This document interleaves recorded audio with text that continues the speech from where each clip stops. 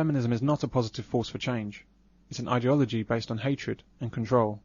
The reason it became successful was because it began to pretend to be what it wasn't. It pretended to be about love for women and freedom for women, when it's always been about hatred of men and slavery for everyone. They were very, very highly organised Marxist groups of women of one sort or another. When I remember being horrified when I saw them storming the Miss World competition, thinking to myself, how can these women talk about liberation for women and women supporting each other and then go and bully a section of other women that they don't like because they're doing something they don't approve of. Put a woman behind that counter! Get lost! Freedom! If I went to speak, there were screaming feminists outside.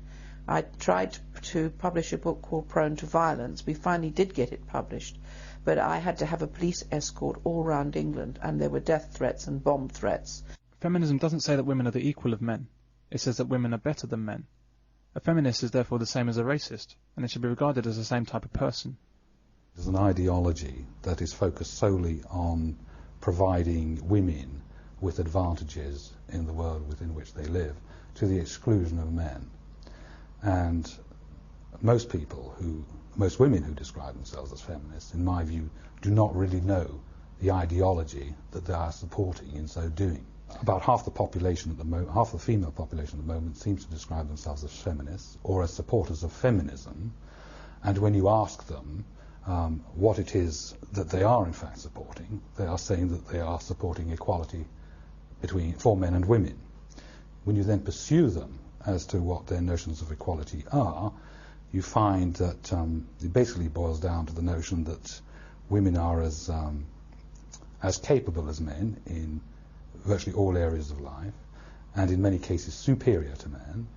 And why I strongly object to the notion of feminism is that it only considers one half of the population, and almost always to the detriment of the other half. There is no way that I would regard feminism as anything but an evil in our society. I can put it as bluntly as that.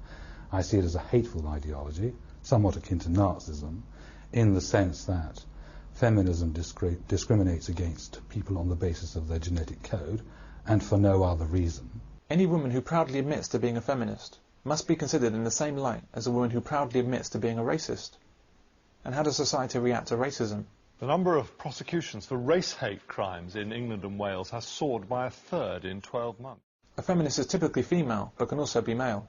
A feminist likes to think that a woman needs a man like a fish needs a bicycle, but doesn't like to think that the bicycle was invented by a man.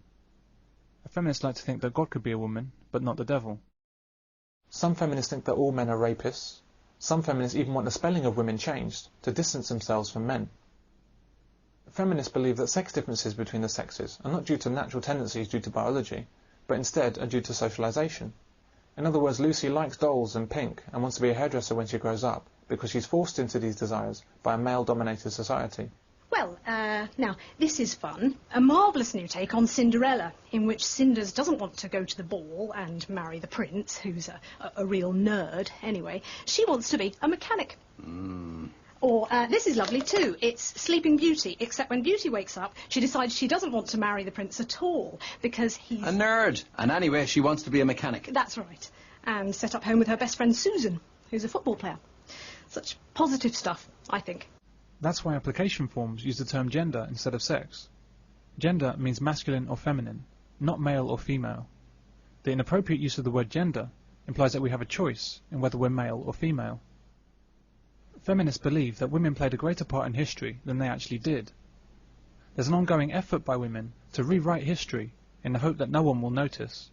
Believe it or not, there were boys as young as 6 or 7 doing one of the most dangerous jobs of all on a ship, being a powder monkey. But it wasn't just boys, was it, Jenny? No, there were women on board ship, and anyone who wasn't involved in the actual manning of the guns would be helping in some way, running the powder from the magazine. How do we know that? Well, there were contemporary accounts, but also when there was a Naval Service Medal issued for Nile and Trafalgar, then a lot of women came forward to try and claim that medal, but were refused. The reason these women were refused medals is not because the women were oppressed, it's because the women weren't there. Women weren't permitted aboard warships until the late 1970s, over fears for their safety. And so the idea of women serving aboard military vessels in the 18th century is ridiculous. The most likely reason these women stepped forward was to claim on behalf of a man or boy who died on duty. But here, Channel 4 attempts to spin the idea that women have been done out of their rightful recognition in battle. How about some non-fiction? Perhaps some simple children's history, you know, kings and queens? Queens and kings, of course. Here we are. This is just queens.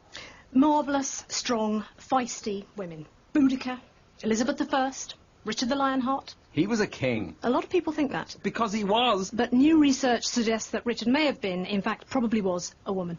But due to sexism was forced to disguise the fact. Exactly. Like most of the early popes. Fascinating. And Henry V. I see. And possibly Churchill. Churchill? Yes. Winona Churchill. Often mistakenly referred to as Winston.